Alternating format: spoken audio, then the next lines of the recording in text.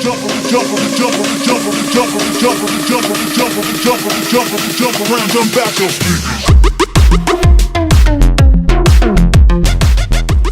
Charlie, how are you on this fine first day of Veld? It's really great to be here.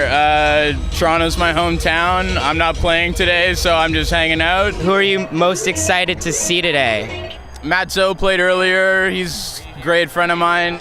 Aoki, Dylan Francis, I just checked him out. It was awesome.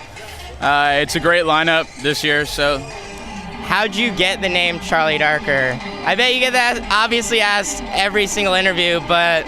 I get asked that most in social situations, but when I first started making music, I was using a lot of old jazz samples, and there's this old guy called Charlie Parker, and I pretty much just stole his name. So you just released a song called Soup. Do you like Andy Warhol? I'm a big fan, and I would think... Okay. I do like Andy Warhol. I mean, who doesn't?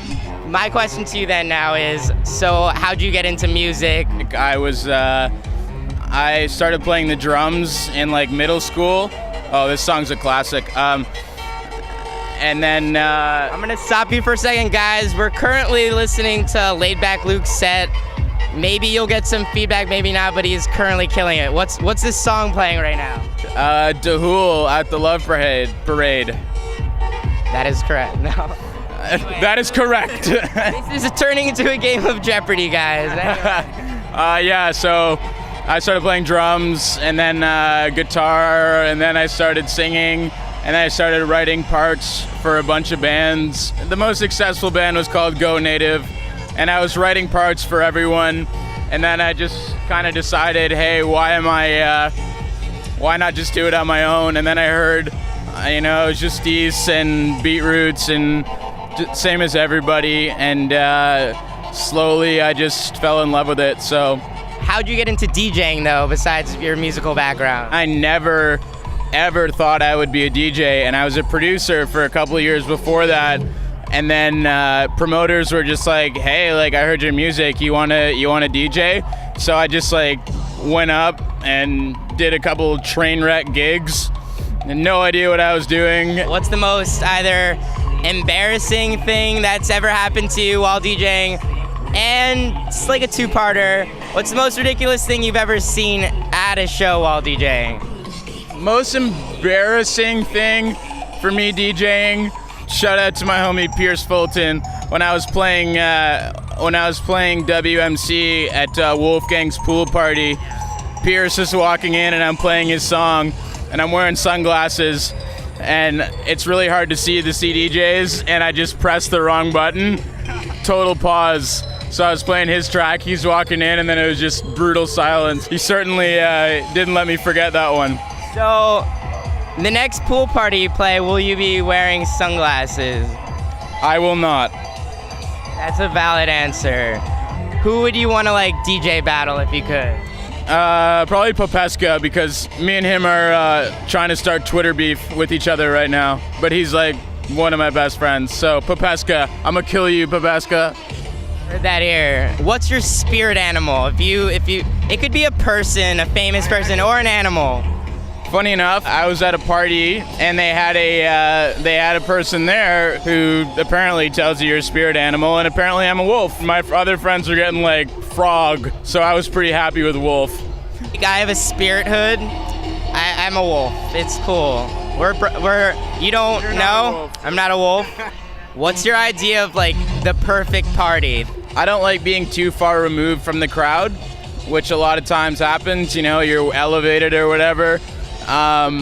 Playing festivals is amazing, but my perfect party would probably be a really big venue, not too much production, just really in touch with the crowd. What's your favorite venue you've ever played at, and what's your favorite venue that you would love to play at? Venue I'd love to play at, Red Rocks. Favorite venue I've played at is probably Webster Hall or Avalon. What's it like working with Dim Mak? I think my first release on Dim Mak was a remix I did for Botneck.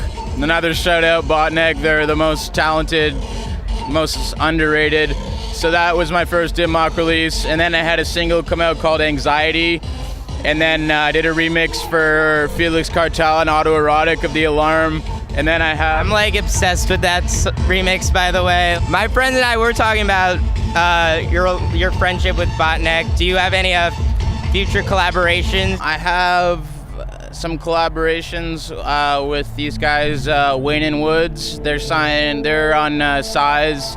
I already put out a track with Paris and Simo on Kindergarten called Cairo, and we have another one. But right now I'm trying to I'm trying to write my new single right now, and then hopefully have another EP come out in the fall.